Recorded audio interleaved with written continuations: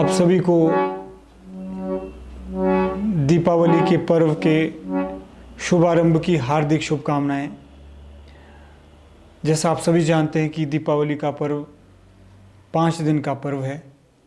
आज से इसका शुभारंभ हो रहा है। आज धनतेरस है।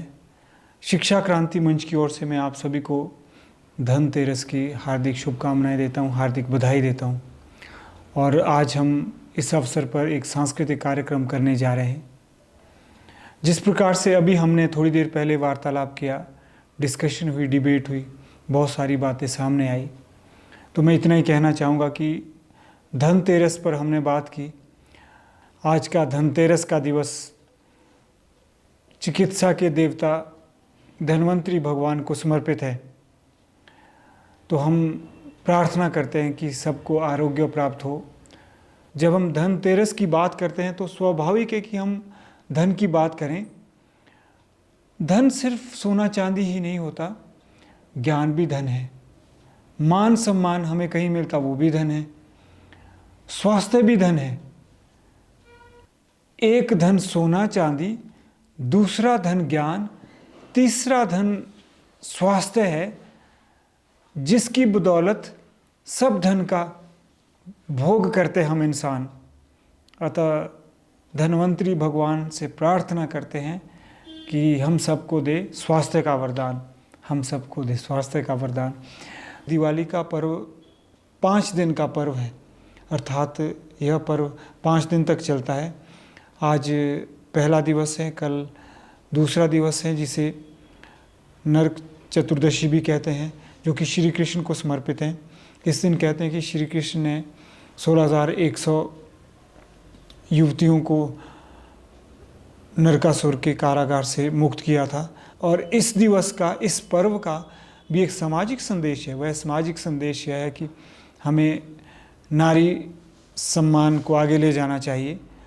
और तीसरा दिवस मुख्य पर्व है, लक्ष्मी पूजन का है, जो कि प्रकाश का पर्व है। जिस दिन हम दिए जलाते हैं तो वह भी एक सामाजिक संदेश देता है। संदेश यह है कि हमें स्वयं के लिए प्रकाश का निर्माण करना है, अर्थात ज्ञान का निर्माण करना है। और उस ज्ञान रूपी प्रकाश से हमारा कल्याण होगा, जगत का कल्याण होगा, हमारा निर्वाण होगा, मोक्ष प्राप्त होगा। इस दिवाली का जो चौथा दिवस है वह समर्पित है गोवर्धन पूजा के लिए, विश्वकर्मा के लिए। और यह भी संदेश देता है कि हमें प्रकृति संरक्षण और संवर्धन के लिए आगे आना चाहिए। अर्थात हमें जो हमारे चारों ओर प्रकृति है उसकी अनदेखी नहीं करनी चाहिए। इससे जुड़ा तो एक कथानक भी आता है। श्री कृष्ण गोकुल वासियों को कहते हैं कि बेशक वह इंद्र की पूजा करें, अर्थात अगर आप सत्य की खोज में हैं तो सत्य की खोज के लिए आपके साधन बेशक एब्स्ट्रैक्ट हो, अर्थात ऐसे साधन हो जो नहीं दिखते हैं, ऐसा ठीक है। लेकिन आप जो स्पष्ट ईश्वर की जो प्रत्यक्ष प्रमाण है, प्रकृति है, उसकी अनदेखी भी ना करें। अर्थात in nutshell, as I always say that if you are in the quest of truth, you should not follow the abstract pursuit. Like if you aim at realizing self or supreme, you should not underestimate the importance of nature around you, which is the clear manifestation of God. So this is also the message that 4th day of the festival of Diwali conveys. फिर 5वां दिवस जो आता है वह भैया दूज है। और यह संदेश देता है कि हमें पारिवारिक मूल्यों को बचाना चाहिए। ना केवल परिवार में भाई बहन के बीच का रिश्ता बना रहे, बल्कि समाज में भी भाईचारा बढ़ना चाहिए, सौहार्दपूर्ण हमारा माहौल होना चाहिए, सहभागिता का मूल्य आगे जाना चाहिए। इसी के साथ एक बार फिर से आप सभी को दीपावली के पर्व की हार्दिक शुभकामनाएं। तो आइए एक सांस्कृतिक कार्यक्रम करते हैं। सभी मेरे साथ गाएंगे श्री कृष्ण गोविंद हरे मुरारी, क्योंकि दिवाली का पर्व ना केवल श्री राम से जुड़ा है, बल्कि श्री कृष्ण से जुड़ा है, लक्ष्मी माँ से जुड़ा है, विष्णु से जुड़ा है, धन्वंतरी भगवान से जुड़ा है। श्री कृष्ण गोविंद गोविंद हरे मुरारी, हे नाथ नारायण वासुदेवा। श्री कृष्ण गोविंद हरे मुरारी, हे नाथ नारायण वासुदेवा।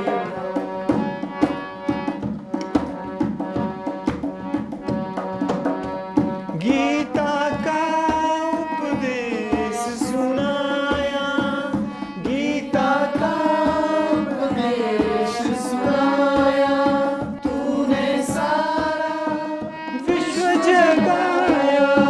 फल रहित कर्म को तूने हर मानव का धर्म बताया, हर मानव का धर्म बताया। रहेंगे हम सब ऋणी तुम्हारे, हे नाथ नारायण वासुदेवा। श्री कृष्ण गोविंद हरे मुरारी, हे नाथ नारायण वासुदेवा। आशा करता हूँ कि आप सभी दीपावली को लेकर अपने अपने मत ज़रूर सामने रखें कि आप दीपावली का पर्व किस तरह से मनाने जा रहे हैं और दिवाली के बारे में आप क्या सोचते हैं। जिस प्रकार से थोड़ी देर पहले अभी एक डिबेट सी डिस्कशन हो रही थी और कुछ एक मित्र कह रहे थे कि किसने देखा है कि हुए हैं या नहीं हुए हैं, किसने देखा है कि पटाखे चलाए गए कि नहीं चलाए गए, किसने देखा है कि दिए जलाए गए या नहीं जलाए गए। संभव तो जो हमारी परंपराएं होती हैं उनको प्रमाणित करना तो संभव नहीं होता है, लेकिन परंपराओं का होना भी ज़रूरी है, क्योंकि परंपराओं से जीवन में रोमांच भी बना रहता है। अर्थात जीवन रेगिस्तान मरुस्थल नहीं बनता है, जीवन का आनंद आना चाहिए जीवन जीने में। और साथ ही साथ परंपराओं के पीछे जो तर्क है, मूल्य हैं, उनको भी मानना चाहिए। सिर्फ हमें दिवाली का पर्व मनाना ही नहीं चाहिए, बल्कि दिवाली के पीछे जो सीख है वो भी माननी चाहिए। तो जिस प्रकार से आप सभी जानते हैं कि दिवाली का पर्व स्वतः ही सफाई का पर्व है। हम तो शिक्षा क्रांति मंच पर सफाई को बहुत तवज्जो देते हैं। जहाँ तक रही बात कि किसने देखा है क्या देखा है, हम तो अक्सर ऐसा कहते हैं कि अगर आप नकारात्मक दृष्टिकोण रखते हैं किसी परंपरा के प्रति, तो यह ना तो आपके स्वास्थ्य के लिए सही है ना समाज के लिए सही है। अगर आप निगेट करते हैं एग्जिस्टेंस ऑफ रामा, उससे मिल ही क्या जाएगा। ना तो हम प्रमाणित कर सकते हैं कि राम हुए हैं और ना यह पूरी तरह साबित कर सकते हैं कि ना हुए हैं। तो क्यों हम इस डिबेट में, झगड़े में पड़े? क्यों नहीं हम यह देखते हैं कि राम अगर हुए हैं तो कम से कम हमारे लिए पुस्तकों में तो हुए हैं, किताबों में तो हुए, ग्रंथ में तो हुए हैं। तो हम तो ग्रंथों से, किताबों से शिक्षा लेते हैं। जो भी कुछ हम सीखते हैं, ज्ञान, विज्ञान, इतिहास, कॉमर्स, अर्थशास्त्र, नीति शास्त्र, राजनीति शास्त्र, सारा हम कुछ पुस्तकों से तो सीखते हैं। तो अगर हमें कोई पुस्तकें साहित्य है, अगर हम उनको धर्म ग्रंथ नहीं मानते तो साहित्य ग्रंथ तो मान सकते हैं, साहित्यिक पुस्तकें तो मान सकते हैं। अगर साहित्य ग्रंथ माने और रामायण को साहित्य ग्रंथ मानकर हम उनसे कुछ सीख लेते हैं, तो हमें क्यों नहीं सीख लेनी चाहिए? लेनी चाहिए, हमें उनसे सीख भी लेनी चाहिए और हमें बताना भी चाहिए कि हम तो यह सोचते हैं और हमारी सोच यह है। अन्यथा समाज में क्या होगा? समाज जो है ध्रुवीकरण की ओर चला जाएगा। हम अक्सर कहते हैं सबसे बड़ा भ्रष्टाचारण तो ध्रुवीकरण है। The biggest pollution of our time is polarization, isn't it? Polarization means ध्रुवीकरण। ध्रुवीय संसार में हम रह रहे हैं। एक बोलता है कि हुए हैं, दूसरा बोलता है नहीं हुए हैं, और हम लड़ रहे हैं आपस में। अगर हम सच्चे सनातनी हैं तो हमारे लिए जरूरी नहीं कि वो हार्ड मास में ही होना हो, शब्दों में भी तो होना होता है कि नहीं होता है? अध्यात्म तो विचार है, मूल्य है। तो जब हमारे सामने कोई चरित्र शब्दों में है तो हमें उनका सम्मान करना चाहिए। जितना समझ आता है उनसे उतना ज्ञान लेना चाहिए, यही गाना चाहिए। उदाहरण के लिए जैसे अभी हम कुछ गा रहे हैं, आप में से कई लोगों को विश्वास नहीं, आस्था नहीं है, तो कम से कम आप म्यूज़िक का तो आनंद ले सकते हैं। अगर आप कहते कि नहीं जी ये भजन मत गाओ, तो फिर तो मुझे लगता है आप पढ़े लिखे भी नहीं है कि नहीं है। कम से कम आप संगीत का तो आनंद ले सकते हैं। जैसे अभी हम गा रहे थे, क्या गा रहे थे?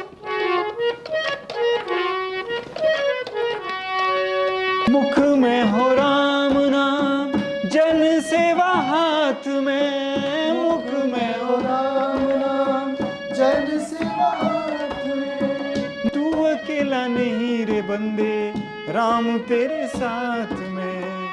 तू अकेला नहीं रे बंदे, राम तेरे साथ में। धन्यवाद निर्विवाद राम नाम कहिए, जाहि विधि राखे राम ताहि। बोलो श्री रामचंद्र भगवान की जय। आज के इस सांस्कृतिक कार्यक्रम से यह सीख लेकर जानी है कि इस विवाद में ना पड़े, और यह वाद विवाद होना चाहिए, संवाद होना चाहिए। जैसे अभी मित्र कह के गए कि ठीक है, किसी की आस्था नहीं है राम में, तो हमें उनके ऊपर थोपना भी नहीं चाहिए, लेकिन उनको यह कहना चाहिए कि अगर कोई चीज़ देश को जोड़े रखती है, अर्थात किसी भी पक्ष में है, तो हमें उसका समर्थन करना चाहिए और परंपराओं को मनाना चाहिए। दिवाली की आप सभी को बहुत बहुत शुभकामनाएं। और सर, मेरा प्रश्न है कि हमें दिवाली क्यों मनानी चाहिए और कैसे मनानी चाहिए? हमें दिवाली इसीलिए मनानी चाहिए क्योंकि पर्व जो है हमारी संस्कृति के प्रतीक है। हमारी संस्कृति प्रतीक भी है, मूल्य भी हैं, सिंबल भी हैं, रियलिटी भी है। अर्थात हमारी संस्कृति सीधे सीधे उपदेश ना देकर त्यौहार के माध्यम से, मेले के माध्यम से, संगीत के माध्यम से ही संदेश देती है। जैसे गीता है, गीता का उपदेश जो है गीता मतलब वो सीधे सीधे उपदेश नहीं, ये करो वो करो, वो तो गीत है। गीत मतलब पोएम है, कविता है। तो हम संस्कृति में, अपनी संस्कृति में कला को महत्व देते हैं। तो दिवाली इसलिए मनानी चाहिए क्योंकि हमारी संस्कृति का प्रतीक है और हमें यह संदेश देती हैं दिवाली का पर्व कि हमारी जीवन में सफाई का कितना महत्व है। सिर्फ हमारी स्वच्छता बाहर ही नहीं होनी चाहिए, बल्कि भीतर भी होनी चाहिए। हमारे भीतर अनेक प्रकार के विकार के अंधकार छाया है। तो अगर हम आज के दिन एक संस्कार, हो सकता है संयम का संस्कार पैदा करें, हो सकता है त्याग का संस्कार पैदा करें, हो सकता है भाईचारे का संस्कार पैदा करें। इतने संस्कार है, अगर उनमें से अगर आज हम एक संस्कार अपने भीतर उतारते हैं और उसको उभारते हैं और अच्छी तरह से उसे अपने जीवन का पक्का गुण बनाते हैं, तो समझ लीजिए कि हमारे भीतर का विकार का जो अंधकार है वो दूर हो जाएगा। तो दिवाली इसलिए मनानी चाहिए क्योंकि हमारी संस्कृति का प्रतीक है। राम को हम भारत का आदर्श पुरुष मानते हैं और इसीलिए मानते हैं क्योंकि राम ने त्याग किया। मानवता को आगे ले जाने के लिए त्याग की अत्यंत आवश्यकता होती है। और जो हम शिक्षा क्रांति पर दिवाली का पर्व मनाते हैं वो इसलिए मनाते हैं कि हम कहते हैं कि divinity is humanity, humanity is divinity, अर्थात दिव्यता ही मानवता है। आज जैसा हम अक्सर कहते हैं कि हम ध्रुवीकरण के दौर में जी रहे हैं। ध्रुवीकरण के दौर में हम इस कदर जी रहे हैं कि हम दिव्यता को अलग मानते, मानवता को अलग मानते। लोग कहते कि मानवता सब कुछ है, दिव्यता कुछ नहीं है, या फिर लोग कहते कि दिव्यता ही सब कुछ है, मानवता कुछ नहीं है।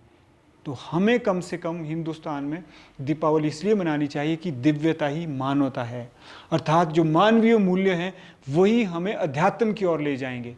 अध्यात्म की ओर मतलब कि जो मेरी पर्सनल है, इंडिविजुअल ग्रोथ की ओर ले जाएंगे। इसलिए हमें दिवाली का पर्व मनाना चाहिए। सबसे पहले तो सभी को हैप्पी दिवाली। सर, दिवाली पे सबसे पहले तो मैं कोशिश करूँगा कि इस तरह से सेलिब्रेट किया जाए कि नेचर को कोई हर्ट ना हो, लाइक पटाखे वगैरह नहीं फोड़ने, जस्ट नॉर्मल फैमिली के साथ बैठना वगैरह बातचीत करेंगे सर। और जैसे होता है लाइक गांव में गिफ्ट्स वगैरह देनी, ऑल दैट। सभी को दीपावली की हार्दिक शुभकामनाएं। सबसे पहले दीपावली की सबको बहुत बहुत शुभकामनाएं। वैसे इस बार हम दिवाली, जैसे अभी हम सब बात कर रहे हैं और आपने बताया कि ग्रीन दिवाली और सेफ दिवाली इस बार हम मनाएंगे, और अपने रिश्तेदारों को मिठाई वगैरह बांट के और घर में दिए वगैरह जला के इस तरह से होंगे। First of all, I would like you all to wish a very happy Diwali, and I think that we should celebrate Diwali because it is the most celebrated festival, because the Lord Rama, he came back to Ayodhya on this day, and even the people of Ayodhya, they light up the earthen lamps. On that day there was Amavasya, so they just burned the lamps. But nowadays, we Gen Zs, we have taken it in another meaning. We have started burning the crackers, which is polluting the environment. So I think that yes, we should celebrate Diwali, but by eating the sweets, by exchanging the gifts, and all these things. But we should not use the crackers. So will you use crackers? I was planning, but after this session, I think that no, I will not burn the crackers. I wish you all happy Diwali. Today is the festival of lights, and it symbolizes the victory of truth over evil. And today I don't want to give any message. I just want to say that I will try to apply the values of Lord Rama in my life, and I try to control myself, my senses, and I try to be a better version of myself. And I hope in next Diwali you see another Chetan who has inculcated values of swasthta and values of truth. And that's all I want to say. And once again, I wish you a happy Diwali. Thank you so much.